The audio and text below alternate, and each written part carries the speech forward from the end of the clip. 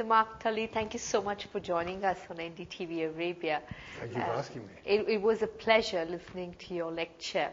And what do you think is India's unending journey? Well, I think India's unending journey is something rather strange, but I think something very important. It is to retain its great culture, to modernize without losing that wonderful culture, which is the basis really of India.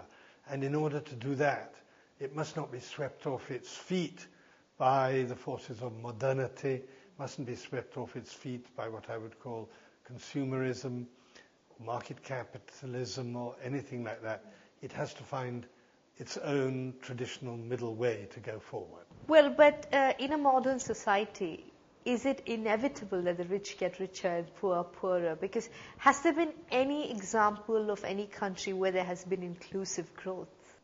Oh yes, I think absolutely. I mean, I think that for all the many things which were wrong about it, in Soviet Russia, for instance, was enormous amount of growth. As I said in my lecture today, in America, before the sort of Reagan-Thatcher type of economics came about, there was much more inclusive growth going on than there has been since that took place.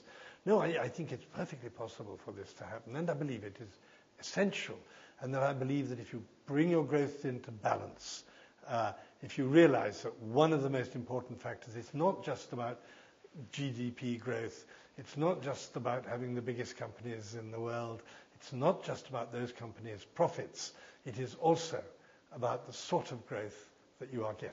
But today, do you think we've seen a fall of Russia, or Soviet Union as it was called? Today we have seen a fall of sorts of the United States. So what really is going to be the way forward? Because when communism fell, we said, well, it is capitalism is the way forward. And today it doesn't seem like that worked either. I think the way forward is that you've got to get a balance right. And this is the point. You've got to have an economy which is capitalist in the extent that there is tremendous room for people to exercise their entrepreneurial talents. And if you look at India and you look at Indians, I'm sure you would agree that even in Dubai you look at them, they have huge entrepreneurial talent. There is absolutely no doubt about that. So you must have a society and an economy where that talent is free to function and where bureaucrats, rudely called babus, but a good word in a way, can't interfere with them, can't be unduly restrictive. But at the same time, you need the government to control these people, to make sure that the entrepreneurs don't break laws or go in for practices which are dangerous, like the Western banks have done. Everyone says the Western banks need greater control. Some people say they need nationalization. So you've got to have those controls. You've got to have the government guiding the economy to some extent as well. But there's a difference between guiding and controlling it in the way that communism and socialism used to control.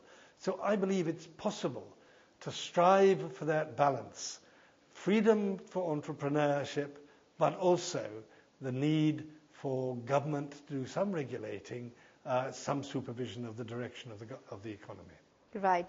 And as one of the most well-known journalists from the Indian soil, what is your assessment of journalism as it stands today in India, especially television? Well, I'm a radio man, primarily. Well, a huge change, has taken place over the last 10 years or so. I remember the days when there was only one channel, Doordarshan, and only one radio channel, All India Radio. Now you have all these television channels. If I had to be honest, I would say the one thing I think which is required in television now is much greater editorial control over the output. That is my belief. And I think we wouldn't have entered the problems which we did have in Bombay with the coverage of the attack there if editors had done their job properly and kept a control over the situation. You cannot just tell reporters, go out there, do what you like, say what you like. There has to be an editorial control. And the other thing I believe as an old-fashioned journalist is what is very important is reviewing of the output.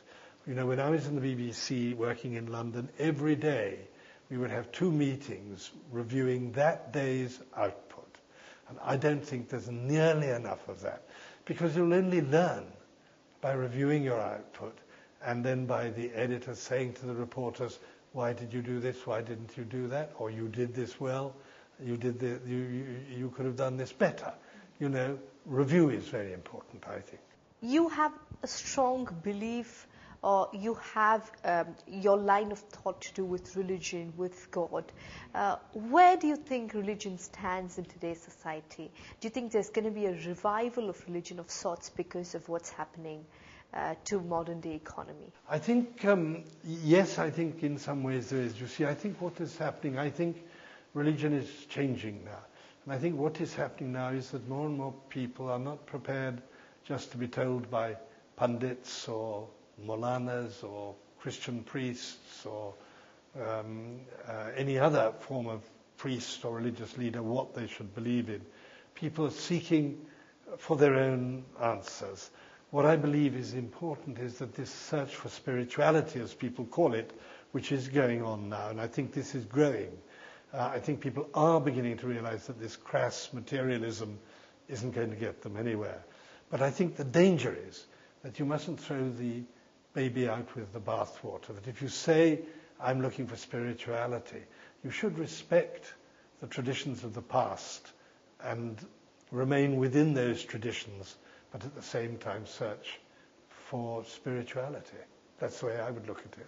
In one of the things that you mentioned in your lecture was that the rise of fundamentalism tends to be when people of religion are cornered by the modern forces. In India, as obviously you're aware, there is a rise in fundamentalism, be it Islamic or Hindu fundamentalism. Do you think it really is a rebellion to where India's going? I think that the problem in India is that there has grown up a shouting match, really, between secularists who really don't understand religion and have no respect for religion, and the fundamentalists who are reacting to these people. And that's why you get people who, they might not like to be called fundamentalists, but people who believe in Hindutva, who talk about pseudo-secularism. You know, I think the right way for India to go is the way that Mahatma Gandhi went.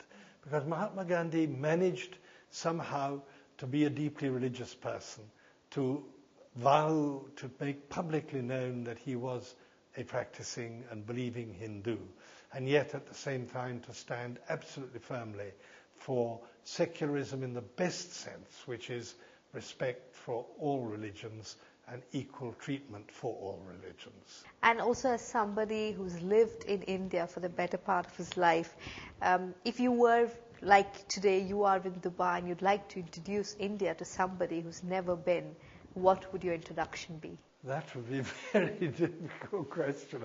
I don't think I've ever been asked it before.